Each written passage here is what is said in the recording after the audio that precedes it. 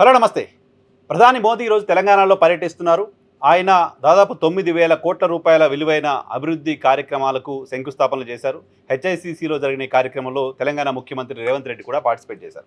ఈ సందర్భంగా ముఖ్యమంత్రి రేవంత్ రెడ్డి, ప్రధానమంత్రి నరేంద్ర మోదీ ప్రసంగాలు ఆకట్టుకున్నాయి. ప్రసంగాల్లో ఒకరిపైన ఒకరు సున్నితంగా సెటైర్స్ వేసుకోవడం కనపడింది. ఈ సెటైర్స్ వేసుకునే క్రమంలో ప్రధాని మోడీ చేసిన వ్యాఖ్య రాజకీయాల్లో ఖచ్చితంగా చర్చకు దారితీస్తోంది. మరికొద్ది రోజుల పాటు ప్రధాని మోదీ మాట్లాడిన ఈ మాటలు తెలంగాణ రాజకీయాల్లో చర్చలో ఉండే అవకాశం ఉంది. ఏమన్నారు ప్రధాని మోదీ? మెరేసే చోడో అంటూ తెలంగాణ ముఖ్యమంత్రి రేవంత్ రెడ్డికి సూచించారు నవ్వుతూ. మాతో కలిసి నడవండి, మాతో కలిసి రండి అని ప్రధాని మోదీ రేవంత్ రెడ్డిని కోరుతున్నారు. మాతో కలిసి నడవండి అనే మాట, దానికి సంబంధించిన సందర్భాన్ని కూడా ఈ వీడియోలో వివరిస్తాను. నేను ఈ సభలో ప్రధాని మోదీ కంటే ముందుగా మాట్లాడిన రేవంత్ రెడ్డి మాట్లాడిన మాటలు, ఈ సభలో ఇది అభివృద్ధి కార్యక్రమాలకు సంబంధించిన వేదిక కాబట్టి ఇక్కడ నేను రాజకీయాలు మాట్లాడదలుచుకోలేదు. కానీ తెలంగాణ వేగంగా అభివృద్ధి చెందుతున్న రాష్ట్రం. భారతదేశ జీడిపిలో 10% మేము కాంట్రిబ్యూట్ చేయబోతున్నాం. కాబట్టి తెలంగాణ పట్ల వివక్ష లేకుండా తెలంగాణకు సరిగ్గా నిధులు ఇవ్వండి. గతంలో ప్రధానిగా మన్మోహన్ సింగ్ ఉన్న సమయంలో గుజరాత్ ముఖ్యమంత్రిగా మోదీ ఉన్నారు. ఆ సమయంలో ఏ రకంగా అయితే ప్రధాని మన్మోహన్ సింగ్ గుజరాత్ పట్ల వివక్ష చూపకుండా నిధులు ఇచ్చారో అదే తరహాలో మాకు కూడా మీరు నిధులు ఇవ్వండి అంటూ ప్రధాని మోదీని కోరారు రేవంత్ రెడ్డి. प्रिय प्रधानमंत्री नरेंद्र मोदी जी से एक बात मैं कहना चाहता हूं।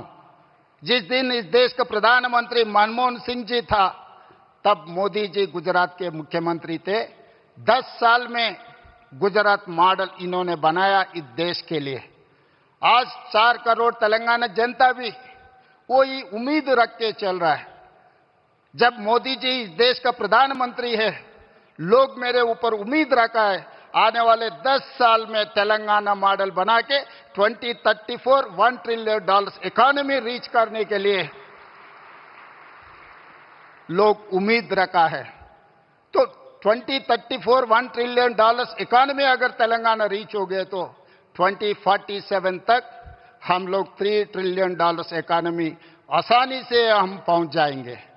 इसके लिए जैसा मनमोहन सिंह जी मोदी जी को साथ दिए एज ए प्रधानमंत्री, आज हम 4 करोड़ तेलंगाना जनता के तरफ से मेरा गुजारिश है, मेरा रिक्वेस्ट है मोदी जी से, आप भी उतना ही आशीर्वाद इस तेलंगाना राज्य पे रहना है, तब हम तरक्की कर सकते हैं। సో మోదీని ఆయన కోరుతున్న సందర్భంగా రాజకీయపరమైన ప్రసంగాలు చేయను అని చెప్పి, సో గతంలో వేరే పార్టీకి సంబంధించిన ముఖ్యమంత్రి ఉన్న దగ్గర కూడా కాంగ్రెస్ పార్టీకి సంబంధించిన ప్రధానమంత్రి వివక్ష లేకుండా నిధులు ఇచ్చారు గుజరాత్కి. కాబట్టి ఇప్పుడు మీరు కూడా మాకు అలాగే ఇవ్వండి అంటూ ఆయన కోరారు. దాంతోపాటు తెలంగాణకు సంబంధించిన చాలా ప్రాజెక్టులు ఉన్నాయి, ఒక 2 గంటల పాటు మాకు సమయం ఇచ్చి ఒక రివ్యూ పెట్టండి, తెలంగాణకు సంబంధించిన అభివృద్ధి కార్యక్రమాలకు సంబంధించి మీరు సమయం వెచ్చించి దానికోసం నిధులు ఇవ్వండి అంటూ అడిగారు. దీనికి ప్రధాని మోదీ కూడా రేవంత్ రెడ్డి రాజకీయాలు మాట్లాడను అని చెప్పారు. నేను కూడా రాజకీయాలు మాట్లాడను, కానీ నేను ముఖ్యమంత్రిగా ఉన్న సమయంలో ప్రధానిగా ఉన్న మన్మోహన్ సింగ్ నాకెన్ని నిధులు ఇచ్చారో అన్నే నిధులు నేను తెలంగాణకి ఇస్తే ఇప్పుడు ఇస్తున్న వాటిలో సగం నిధులు మాత్రమే మీకు వస్తాయి. ఉమ్మడి రాష్ట్రంగా ఉన్నప్పుడు ఆంధ్రప్రదేశ్కి యూపీఏ సర్కారు 1000 కోట్ల రూపాయలు మాత్రమే రైల్వేలకు నిధులు ఇస్తే మేము దానికి 3 రెట్లు 4 రెట్లు అదనంగా నిధులు ఇస్తున్నాం. రేవంత్ రెడ్డి కోరుకున్నట్లుగా మన్మోహన్ గుజరాత్కి ఇచ్చినట్లు నిధులు నేను తెలంగాణకి ఇస్తే తెలంగాణకి సగం కూడా రావు. మరి తెలంగాణ మీరు అనుకున్న స్థాయిలో అభివృద్ధి చెందాలంటే, మీరు అనుకున్న స్థాయిలో నిధులు రావాలంటే మీరు మాతో కలిసి నడవండి అన్నారు ఆయన. अब हमारे रेवंता जी ने कहा था कि हाँ हम पॉलिटिकल बात नहीं करेंगे, तो मैं भी नहीं करूंगा।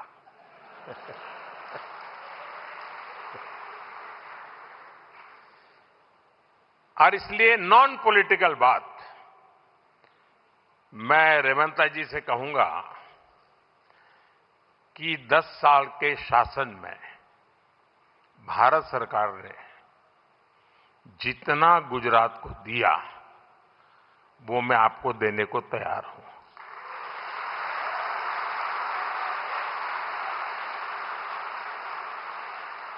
लेकिन मेरी जानकारी से मैं आपको बता देता हूं कि जैसे ही मैं ऐसा करूंगा, आपको जो अभी मिल रहा है वो आधा हो जाएगा।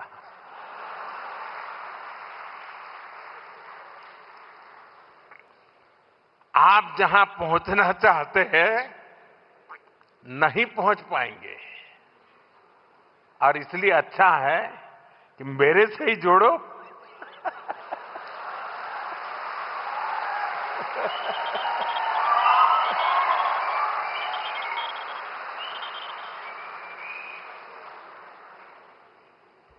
साथियों, हमारा ये पक्का विश्वास है మీరు మాతో కలిసి నడవండి అనే మాట వెనక రకరకాల అర్థాలు తీసుకోవడానికి సంబంధించిన అవకాశం ఉంది. ఇప్పటికే ప్రధానిగా మోదీ బడేబాయ్ నేను చోటాబాయ్ని, మేము పార్టీలు వేరైనా అభివృద్ధి కోసం కలిసి పనిచేస్తాం, దేశానికి సంబంధించిన ప్రధానమంత్రిగా ఉన్నారు కాబట్టి ఆయన్ని బడేబాయిగా చూస్తానంటూ రేవంత్ రెడ్డి గతంలోనే ప్రకటన చేశారు.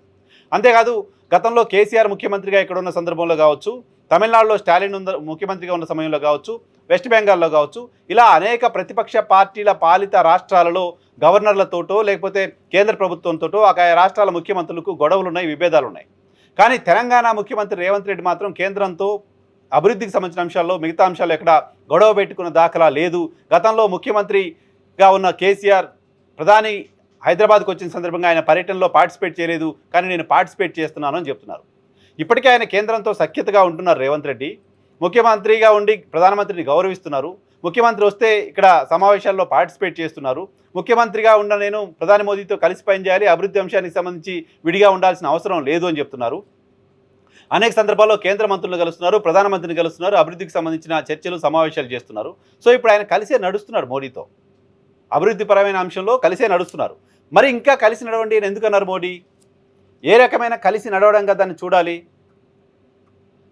ఏ రకమైన కలిసి నడవడంగా దాన్ని చూడాలి అనే అంశం పైన రాజకీయపరమైన విమర్శల్ని రేవంత్ రెడ్డి ఎదుర్కొనే అవకాశం ఖచ్చితంగా ఉంటుంది.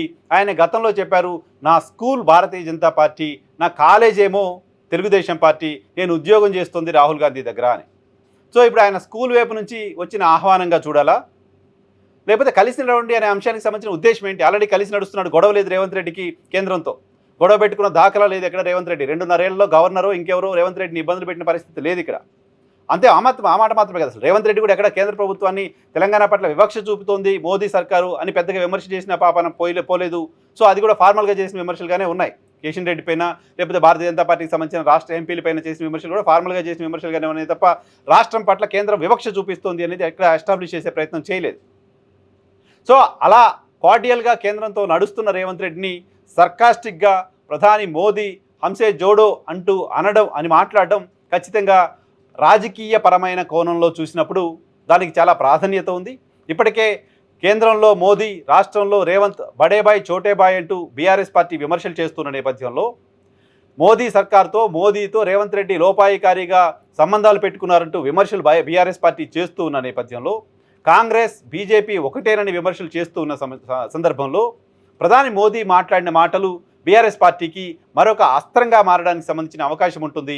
సో రేవంత్ రెడ్డి దీన్ని ఆ సభలో కౌంటర్ చేసే అవకాశం రాలేదు. దీన్ని ఆయన ఎలా చూస్తారు, దీనిపై రేవంత్ రెడ్డి ఎలా రెస్పాండ్ అవుతారో చూడాలి. ముందుగా రేవంత్ రెడ్డి మాట్లాడారు, తర్వాత ప్రధాని మోదీ మాట్లాడారు. సో రేవంత్ రెడ్డికి అక్కడ స్పందించే అవకాశం రాలేదు కాబట్టి ఆయన విడిగా ఏమైనా స్పందిస్తారా, దీని మీద ఎలా మాట్లాడతారో చూడాలి. బట్ రాజకీయంగా చూసిన వాళ్లకు ఇది మాతో కలిసి రండి, అభివృద్ధిలో కలిసి పనిచేద్దాం, రాజకీయాలు పక్కన పెడదాం, అభివృద్ధి కోసం కేంద్ర రాష్ట్రం కలిసి పనిచేయాలి అని మాట్లాడుతున్న దానికి విరుద్ధంగా ఉంది.